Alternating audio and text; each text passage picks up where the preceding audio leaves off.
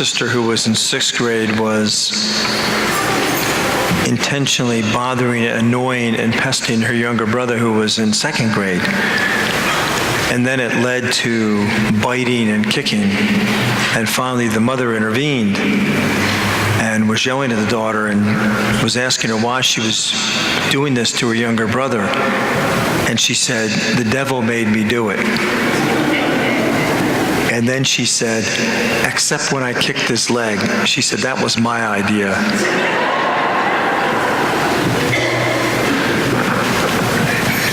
The excuses, my friends, and that's what the third servant had here, was an excuse, wasn't it? He was giving an excuse. Using our gifts. I read an article about Mickey Mantle. For you baseball fans, he was a great player. New York Yankees. That was probably the only thing that wasn't really great about his baseball skills and what team he played for, my friends. I know there's probably a lot of Yankee fans out there, but anyway, he's a great player, though. He truly was. But he died at the age of 63, alcohol-related, and liver disease. And shortly before his death, he said to one of his good friends, he said, "You talk about a role model. This is a role model. Don't be like me. God gave me the ability to play baseball, and I wasted it. I was given so much, and I blew it. I'm going to spend the rest of my life trying to make it up. I want to start giving something back." He died shortly after he made that comment. But you know, all of us are expected to do something and to give something, aren't we, of ourselves? Every one of us in this church, without exception, no matter how old, no matter how young, we're expected to use what we have. And somebody asked me what gifts you have, and that, I always bothered me with that question too. They said, "What gifts you have, Father?" And who knows? But if we have something in our heart to do something, I would suggest doing it. Or if you feel like you're restless, no purpose or value, that's God calling your heart to do something, my friends. We don't have restless spirits. It's not going to be resolved playing golf and watching TV. And that's what we do. I think playing golf is going to help this restless spirit. It won't. Nor watching TV. It's there for a reason, and we need to do something to get it out.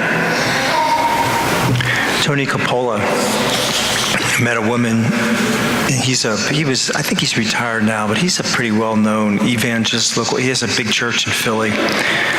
And one day, her name was Nancy. She was handicapped condition, and he met her because she put an ad in the Philadelphia Inquirer, and this is what it said: "If you are lonely or have a problem, call me. I'm in a wheelchair and seldom get out. We can share our problems with each other. Just call. I'd love to talk." She receives 30 to 50 calls a week. Listens to hours, just listens to them, talks to them. And over the years, he talked to her, and she was already doing this for a year, 30 to 50 calls at least. She's on the phone all day long from these ads. And he was talking about her, and she was talking about different conversations that have taken place, and then he was ready to leave. And he said to her, "By the way, Nancy," and he was thinking that she had like MS or one of the degenerative diseases, or paralysis, and she was wondering how he got it. And she said, "How did it happen?" And she said, "I was living alone. I had no friends. I hated my job, and I was constantly depressed." She said, "I live in a 5th floor Philadelphia apartments. I opened up the window one day and jumped out. Ended up being paralyzed from the waist down." She said the second day in the hospital, she had a dream. She said, "Jesus appeared to me and said, I had a healthy body, but a crippled soul.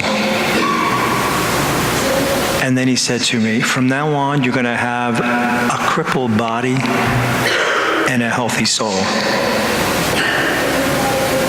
She woke up and decided to do something about it. Today, if you ask her what she wants, she said she'd much prefer a crippled body. She says, you can deal with a crippled body. She said, you can deal with that. And she said, quite easily. But a crippled soul is something else, she said. She said, I would much prefer a healthy soul. That's what this gospel's about, isn't it, my friends? Having a healthy soul, isn't it? Having a healthy soul. And one day we're going to be asked, what have you done? What have you done? It's interesting, too. The more we give here on this earth, the more we get back. Everyone who has, more will be given. It's a beautiful thing that happens, isn't it, my friends? So this week, may we take this gospel to our heart and to our lives. God bless you.